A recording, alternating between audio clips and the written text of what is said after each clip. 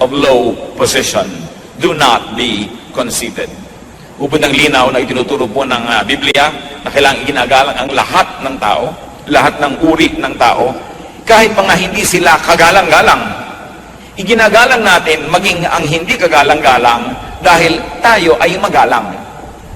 At kung tayo po ay magalang, hindi binibigyan ng korte o hugis ng kaharap natin ang ating pagkilos. Our behavior is not dictated by the behavior of others. So we are respectful, not because people are respectable, but because we are respectful. At hindi dapat yun naiiba kahit sino ang kaharap. At huwag daw magmamataas at tayo maging handang makihalubilo sa anumang uri ng tao, siya man ay mababa sa pagtingin ng lipunan. You are kind if you commiserate with others in their sufferings. Kung tayo nakikiramay sa pagdurusa ng iba, ay mabuti ang ating loob. Hindi yung iba na natutuwa pa pag may napapahamak. At ito mga kapatid, isang test kung talagang mabuti ang ating puso, tinatablan tayo ng salita ng Diyos. Kahit yung taong inis na inis kayo, kahit yung taong galit kayo, kahit yung taong maraming masamang ginawa sa inyo, pag siya'y napapahamak, nasasaktan din kayo kahit malang bahagya. Yun ay isang magandang pagsukat kung tayo ay mabuting tao. Pero kung tuwang-tuwa ka at may napapahamak dahil galit ka sa kanya, nasaan ang pag-ibig ni Kristo? Sabi, kung kayo ay magiging mga anak ng Diyos, dapat ay mahigitan ninyo ang mga hindi nananampalataya. At yung mga hindi mananampalataya, mabait sa kanila at masama sa kanila. Pero dahil ikaw ay anak ng Diyos, nakukuha mong maging mabuti kaysa sa hindi mabuti sa iyo. Kahit sa ganung mga tao. At ito po magandang test. Kung meron tayong lihim na ligaya, pagka ang mga tao ay nagdurusa, nabibigo, napapahamak, meron tayong dapat na ayusin sa ating sarili, sapagkat ang tinatahanan ng Espiritu ng Diyos ay nalulungkot din kung napapahamak maski ang ating mga kaaway o ang umaaway sa atin. At sa pakikiramay po, there are different levels. It can be intellectual, it can be emotional, but very importantly, it must be physical, that you really get involved with the troubles of other people.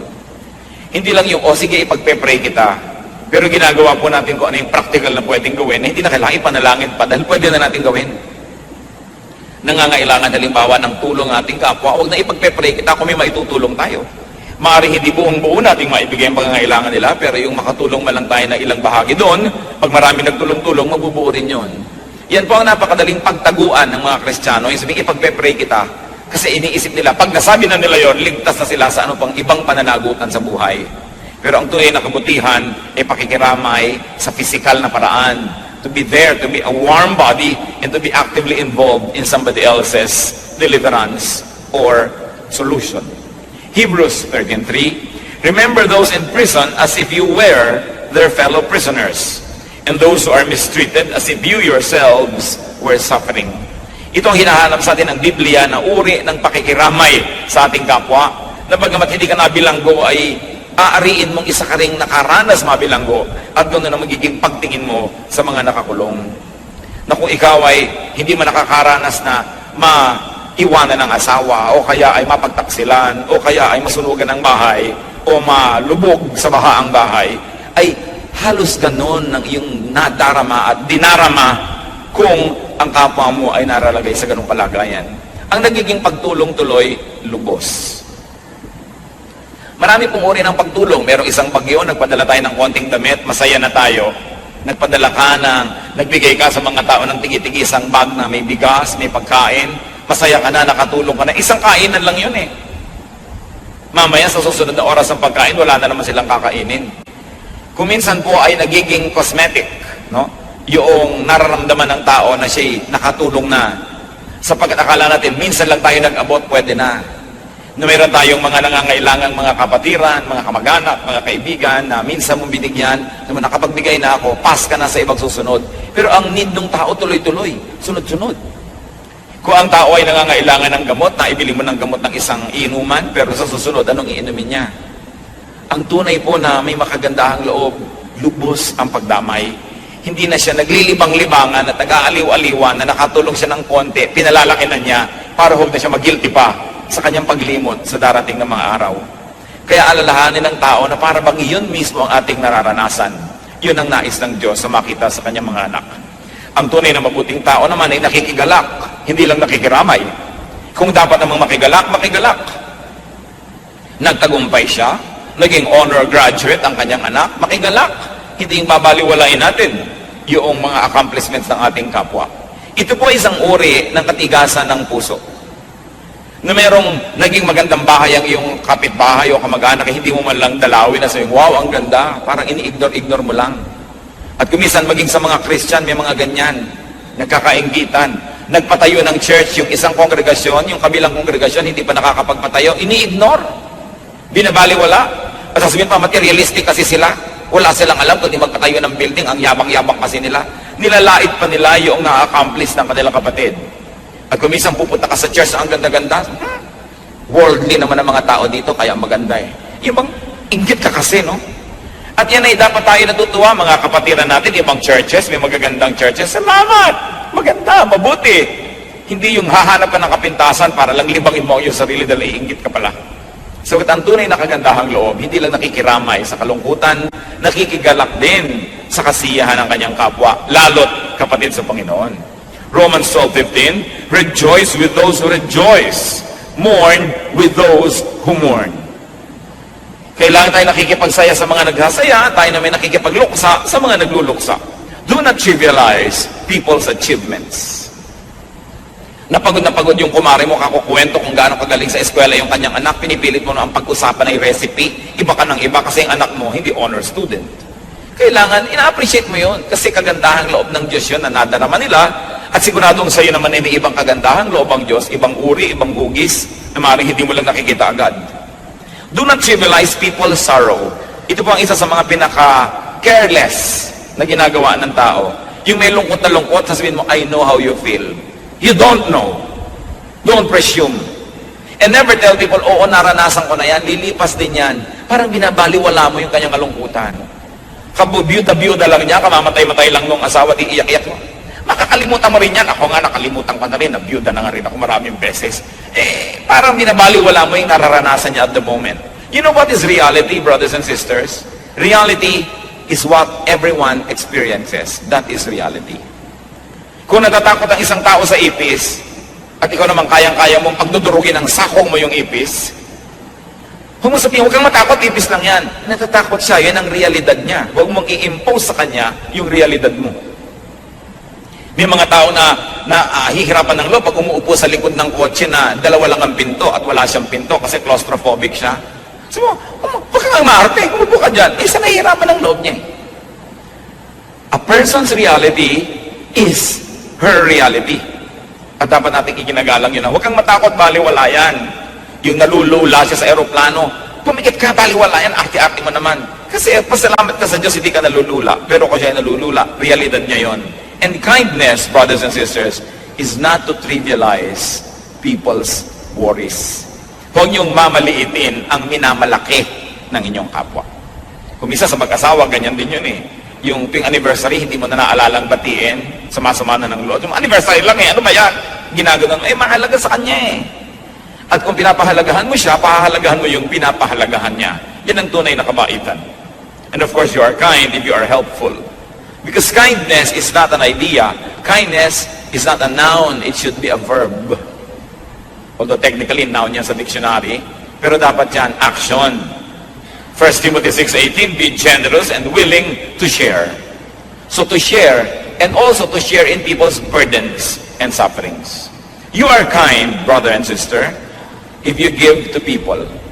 If you give more than you take from people, if you give as you take from people. Yan ang tunay na kabaitan. Hindi one-way street. Tayo ay nagbibigay, at tuwing kaya natin, hinihigitan natin ang pagbibigay kaysa sa paghingi. Hinihigitan natin ang paglalabas kaysa pagkuha. Yan ang tunay na kabaitan. Hindi na magbubuti ka lang doon sa makapangyarihan, sa mayaman, kasi may mapapala ka sa kanya. Ang tunay na kagandahang loob ay yung ginagawa mo sa taong hindi makagaganti. Hindi makapagbabayad, hindi makapagsusukli man lang ng iyong kabutihan. Luke 14:12-14, Then Jesus said to his host, when you give a luncheon or dinner, do not invite your friends, your brothers or relatives, or your rich neighbors.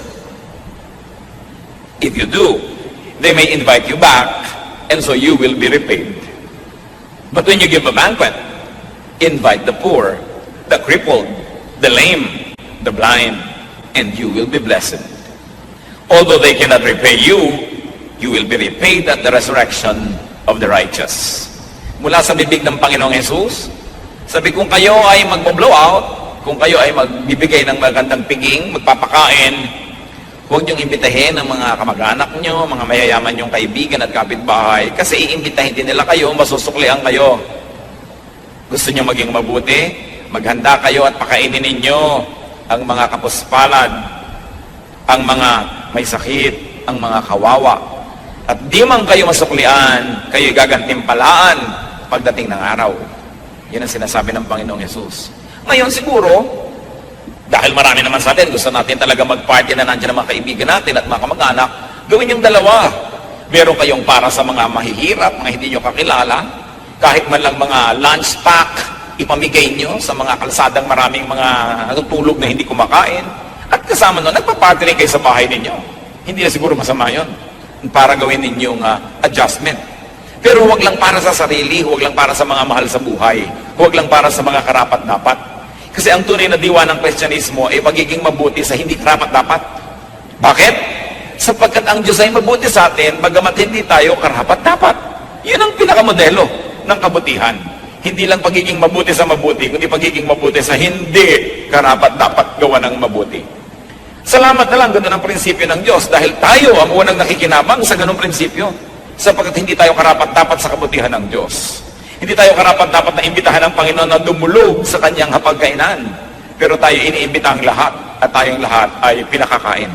Kaya yan ang marapat nating ulitin sa ating kapwa. Kahit malang simpleng-simple, pamilya kayong kumain sa isang restaurant, hindi naman siguro masama na umorder ka ng isang putahing masarap at pagkatapos ibigay mo doon sa waiter na nag-serve sa'yo, maiuwi niya sa kanyang pamilya. E di, nakapagpakain ka na rin ng hindi mo kaano-ano. At yun ang diwa ng Kristyanismo. Pwede kayong magtanong sa waiter, anong paborito ba dito na menu? Ano ba dito sa menu ang paborito mong pagkain? Anong paborito ng pamilya mo dito na maire-recommend mo sa amin? Hindi magre-recommend siya. At bilhin mo, ibalot mo para sa kanya. Ang tuwa na lang niya at ang tuwa sa'yo ng Diyos. Kesa sabigyan mo ng tract na pulyeto, repent, ibibigay mong ganyan, accept the Lord Jesus Christ, although that is not bad.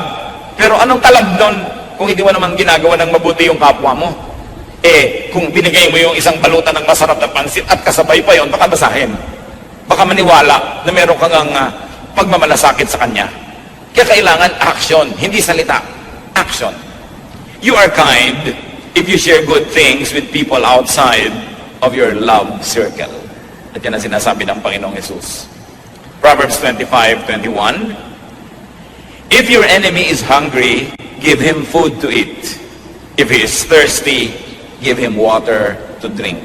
Nakikita niyo po na lagi ang hinahanap sa atin ng Panginoong Jesus, mahigitan natin ang ginagawa ng karaniwang tao. Yung magawa natin yung kamaligtaran. Yung higit lalong mainam at kaibig-ibig. At makikita nyo kung ang lahat ng tao sa mundo ay Kristiyano, ang tahimik ng buhay. Doon nyo malalaman kung maganda ang isang policy. Ang tanong mo, kung lahat ito ang gagawin, maganda ba? Kaya yung mga may pila, yung isa ay kamag-anak ko, ayaw pumila, gusto niya mauna. Ang tanong mo, kung ang lahat ay yan ang gagawin, maganda ba? Para sa lahat. Pagka mayroong isang ayaw magbayad ng buwis, sabi, hayaan mo na lang yung mayayaman na magbayad, huwag na ako. Ang tanong, kung lahat ay tutulad sa'yo, mabuti ba yan? Para sa ating lahat. Yun po ang pamantayan ng mabuti. Kasi merong mabuti para lang sa iyo pero hindi mabuti para sa lahat. Kaya ang tatanong mo, kung ginawa ng lahat ang ganyan, mabubuti ba tayo? At gano'n ito yung turo ni Jesus. Kung lahat gagawin ng turo ni Jesus, tatahimik ang mundo. You are kind if you bless others with conscious commissions and conscious omissions. Yung iniisip mo, buo sa iyong loob, alam na alam mo, ginagawa mo ang isang bagay dahil mabuti para sa kanya. O kaya kapatid, alam na alam mo, pinipigil mo ang sarili mong gawin ang isang bagay dahil hindi makakabuti sa iyong kapwa pag ginawa mo yon. At ito ay kabutihan. Kabutihan na hindi aksidente, hindi tsamba-tsamba, talagang sinasadya. So nagpapasya ka, ano ba ang gagawin ko para makabuti sa aking kapwa? Ano ba ang hindi ko gagawin para mapabuti sa aking kapwa? Katulad kung Nakikita nyo sa mga kapitbahayan, 99% sa Metro Manila, siksikan ng mga bahay. Bihira naman yung may mga lote, malalayo ang bahay mo sa iyong kapwa. Magpapatugtog ka ng pagkalakas-lakas na radyo. Ano mangyayari? Narindi na yung kapitbahay mo. Magpa-party kayo dahil debut ng anak mo. Hanggang alas 2 ng umaga, nagkakantahan kayo ng mga sintonado ninyong mga karaoke. Parusa sa inyong kapwa. So ang tanong, itong ginagawa ko ba'y mabuti sa aking kapwa? Ang dami-dami na may mga OFW tatay, nagpadala ng radyo, nagpadala ng sound system para malaman ng lahat, kalakas-lakas magpatugtog. May mga batang nagigising, may mga may sakit na hindi na makatulog, nabubulahaw, may mga papasok sa opisina o sa pabrika na hindi na makatulog dalang ingay-ingay ng kapitbahay. Mabuti ba yun? Yan ay dapat natin pinag-iisip-isip. Isa sa mga bisyo ng ating lahi na hindi nakakatuwa, ang iingay. Pupunta ka sa isang tahimik na bundok sa paanan ng makiling para maligo sa batis, ang nadidinig mo mga radyong kelalakas. Hindi mo na marinig ang huni ng mga ibon o kaya ang mga tunog ng batis dahil ang ingay-ingay ng mga sound system ng mga nagpupunta dyan. Mabuti ba yan sa ating kapwa o hindi? So what do we commit and what do we omit? That is important when it comes to treating others as you would like to be treated. Kaya sabi sa Luke 6:31, do to others as you would have them do to you. Kung ano ang nais mong gawin ng iyong kapwa sa iyo, yun lang ang gawin mo sa kanya. Romans 14:13, make up your mind not to put any stumbling block or obstacle in your brother's way. Nakikita niyo po, conscious ito. Magpasya ka, pakaisip-isipin mo, tiyakin mo na ikaw ay nagpapasya na hindi mo haharangan ng iyong kapwa. Na hindi mo siya bibigyan ng ikatitisod, hindi mo bibigyan ng balakid ang mga gusto niya at mga hangarin niya sa buhay. Mahalaga yung ginagawa natin yung ganyan. Ito napakasimpleng mga bagay, mga kapatid. Pero ito ang hinahanap ng mga tao sa mga nagsasabing Kristiyano sila. At kadalasan, walang kapangyarihan ng ating pag-share sa kanila ng mga salita ng Diyos dahil hindi naman tayo kakitaan ng ganito mga simpleng bagay na dapat sana ay bunga ng tunay na tinatablan ng salita ng Diyos. You are kind if you find joy in sharing and giving despite personal sacrifice. Nagsasakripisyo kayo. Tiniis nyo hindi bilhin ang gusto nyong bilhin dahil kailangan ng kapatid nyo yung pera. Tiniis ninyo na hindi gawin ang nais nyong gawin dahil may nangangailangan ng inyong panahon, ng inyong oras. Bagamat hindi kayo sobrang masaya na hindi nyo nagawa ang gusto nyo, pero may bahagi na inyong puso na nagagalak dahil nagawa niyo ang mabuti. At yan, kung nararamdaman natin mga kapatid, isang magandang senyales na mabuti ang ating puso. Alam niyo po, hindi lahat ng nakay Kristo ay mabuti na yung puso niya. Kailangan niya na laging inaayos araw-araw, linggo-linggo, buwan-buwan, taon-taon, so that we are changed from glory to glory. Huwag tayong makontento sa antas, sa taas ng ating espiritualidad sa anumang panahon. Dapat lagi na umaasenso because room for improvement is the biggest room in the world. At ang tunay na anak ng Diyos hindi na bonsai sa isang maliit na platito.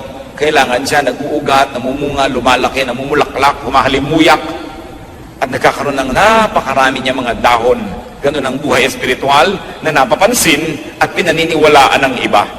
Acts 20:35. In everything I did, I showed you that by this kind of hard work, we must help the weak. Remembering the words, the Lord Jesus himself said, it is more blessed to give than to receive. Kung mabuti ang ating puso, may kagalakan tayo na darama, ting tayo ay nagbibigay. Pagamat may saya ka, kung ikay tumatanggap, pero mas malalim ang saya kung ikay nagbibigay. Ba't natin ito pinag-uusapan? Because we're doing self-examination. Kailangan naman malaman natin kung saan tayo nakatindig, saan tayo nakatayo, anong grade natin sa ating espiritualidad. 2 Corinthians 8:1-3. And now, brothers, we want you to know about the grace that God has given the Macedonian churches. Out of the most severe trial, their overflowing joy and their extreme poverty welled up in rich generosity. For I testify that they gave as much as they were able and even beyond their ability. Sino po ang pinupuri dito? Yung Macedonian church na bagamat napakaraming mga hikahos na miyembro, At yung church ay hindi mo matatawag na isang mayaman na church, pero sa pagbibigay sa ibang churches, sa pangangailangan ng ibang kapatiran sa ibang lugar, ay hindi sila napadadaig kanino man. At kahit na sa kanilang kasalatan, sila po ay nakukuha nila na magbigay pa sa pangangailangan ng iba. At hanggang ngayon, pinag-uusapan natin yung mga Macedonians na ito, na isang patunay na nagkaroon ng pagbabago ang kanilang kalooban, na bagamat sila may pangangailangan, di nila tinatalikuran ng pananagutan na maging matulungin sa kapwa. Alam niyo po, yung kasalatan, hindi yan excuse para hindi ka tumulong. Kung minsan nga, baka kaya ka nananatiling salat, mahirap, kapos, kasi makunat ka. Kasi ayaw mo magbigay. Siyempre, hindi ka nagtatanim, paano ka aani? Napakasimple naman ng mechanics niyan eh. Kung ano itinanim, inaani. Hindi ka nagtanim, ano ka anihin mo sa buhay? Kaya pag itinuturo ito, katulad ng mga taong si Pablo, alam na alam niya yung magiging bunga kung bukas ang ating kapalad at tayo mapagbigay sa ating kapwa kahit tayo ay hindi mayaman. Kahit mga tayo ay may mga kagipitan. Hindi yan excuse. Nobody is excused from being good, from being kind, and being supportive of the work of the Lord. Dahil sana nagbibigay kayo sa Satanas, lugi ka. Nagbibigay ka kung kanino lang, pero kung nagbibigay ka sa Panginoon, sa kanyang mga anak, na inaari ng Diyos, na kung ano man ang ginawa sa kanyang mga anak, yung ginawa sa kanya, paano ka malulugi? It's a very simple secret of prosperity to always be giving. You are kind if you do not exploit, nor take advantage of people's weaknesses. Ang mga tao po, dumarating ang panahon na sila'y mahina, kayang-kaya nating maniobrahin. Kung minsan may iba silang tinutuunan ng pansin, hindi napapansin ang ginagawa natin, pwede nating dayain, pwede nating kupitan, pwede nating nakawan, pwede natin silang gamitin nang wala silang kamalay-malay, pwede natin silang utuin, pwede natin silang bigyan ng mga kung ano-anong mga pambulag para natin sila mapakinabangan. Pero ang anak ng Diyos, oras na nakita niya yung moment of weakness, hindi niya yun sinasamantala. Katulad sa Biblia, yung mga tao nakita nila ang kanilang magulang na hubad, di ba't naparusahan? Kasi pinagsamantalahan nila yung pagiging tulog ng tao, lasing pa nga, hindi nila iginalang, tiningnan nila ang pagkakahubad na parusahan. Kasi ang taong tulog, maski pa nga dahil lasing, lalo mong dapat igalang. Yung hindi niya papayagan na gawin mo sa kanya o sa kanyang presensya kung siya'y gising, huwag mo rin gawin kung siya'y tulog. Kailangan ginagalang mo ang iyong kapwa. Yung may cellphone ng iyong kapwa, pinapakialaman mo, tinitingnan mo kung sinong kausap, anong pinag-uusapan, hindi dapat ginagawa. Pero siguro kung asawa kayo at meron kayong konting duda na napagtataksilan kayo, meron kayong konting excuse. Why? Because you are one. Kasi kayo'y isa. Kung siya'y napahamak, damay ka rin. Pero yung kaibigan mo lang, kahit mga kasintahan mo, hindi mo dapat ginagawa yan kasi hindi pa kayo mag-asawa. You respect people's privacy. And not being able to defend their secrets is a form of weakness. Hindi mo dapat sinasamantala yun. Yung mga mahihirap na tao na pinipilit mong mapakinabangan sila dahil wala silang magagawa, kakapit sila sa patalim, isang uri ng pagsasamantala. At ganoon din yung pagpapautang na sobrang laki ng tubo. Yan ay pagsasamantala sa kahinaan ng kapwa. Deuteronomy 24:14 to 15. Do not take advantage of a hard man who is poor and needy, whether he is a brother Israelite or an alien living in one of your towns.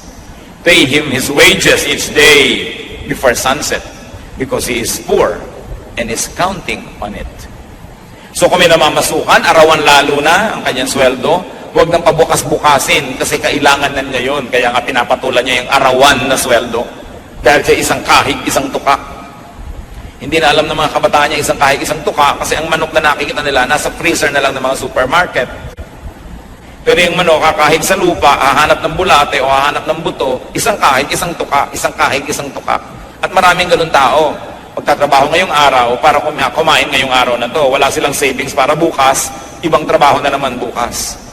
At sa 10 milyon na OFW, mga kapatid, sinong Pilipino ang walang kamag-anak na namamasukan sa mga banyaga, ibang kultura, ibang batas, ibang relihiyon, ibang lugar? At karamihan dyan, naaabuso sila. Lalong-lalo na tayong may mga kamag-anak na OFW, lalong-lalong hindi tayo dapat maging matapobre. Kasi yung mga kamag-anak natin, kadalasan abroad, sila yung minamata. So bakit mo gagawin sa kapwa mo yung ayaw mo ginagawa sa tatay mo, sa kamag-anak mo, sa tiyo mo, sa nanay mo, sa ate mo? Kinakawa-kawawa. Yung pinagtatawanan mo yung mga baduy.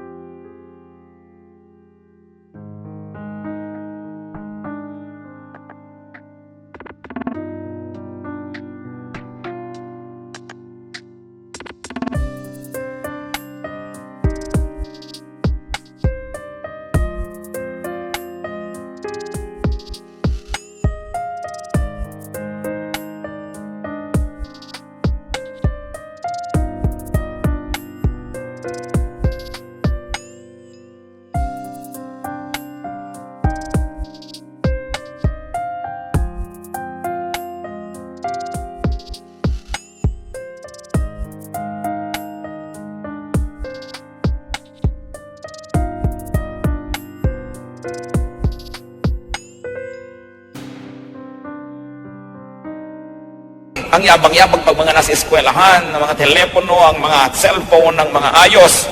Samantalang ang tinitiis na hirap ng kanilang mga kamag-anak na nagpapadala ng pera.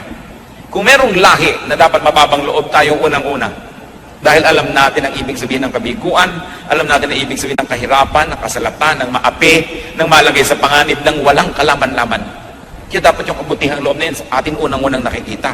Dahil hindi na kailangan ipaliwanag, naiintindihan natin yan sa ating mga pang-araw-araw na karanasan. Proverbs 22:22, do not exploit the poor because they are poor, and do not crush the needy in court. Wala nang ang laban, kakawawain mo pa. Lalo ang mga bata, inosente yung mga yan, hindi nila alam ang buhay, hindi dapat pinagsasamantalahan ang kanilang innocence. Lalo na ang mga may sakit, na kung minsan, yung may mga kapansanan, lagi yun ang mga pinagtatawanan sa mga programa sa TV, ginagawang comedy, ang kanilang mga paghihirap ng loob at hirap ng katawan. Hindi tayo dapat nakikitawa sa ganong mga kabaliwan. Kung nanonood kayo ng TV, nakita yung pinagtatawanan ng mga ngongo, pinagtatawanan yung paralitiko, pinagtatawanan yung bulag. Hindi ka dapat kasama sa natatawa doon.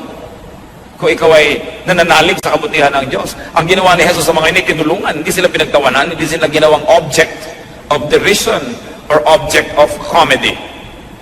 Kaya kailangan yung puso na titest. Doon mga kapatid, nagkakatalo ang tunay na Kristiyano o hindi. Hindi sa laki ng Biblia, hindi sa galing mong makipagtalo, hindi sa pang-araw-araw mong kilos sa buhay.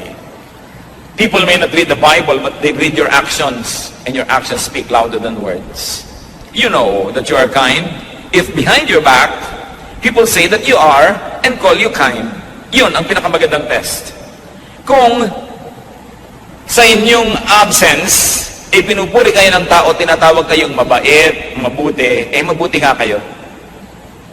Dahil tao naman ang makakaalam niyan. Kasi kung minsan, meron tayong ilusyon tungkol sa ating sarili, akala natin tayong mabait. Paano kayo pinag-uusapan ng mga sarili niyong anak kung sila-sila lang ang nag-uusap? Paano tayo pinag-uusapan ng mga sarili nating kapatid pag sila-sila lang ang nagkakaumpok-umpok? Paano tayo pinag-uusapan ng mga kaopisina, kaeskwela, halimbawa, mga kaibigan? Kadalasan, yun ang totoo tungkol sa atin. Proverbs 27 verse 2, let another praise you and not your own mouth, someone else and not your own lips. At yan ay isang magandang patotoo kung tayo nga ay mabuti. So maging mabuti. Yung pagiging mabuti, mga kapatid, I like to make a very personal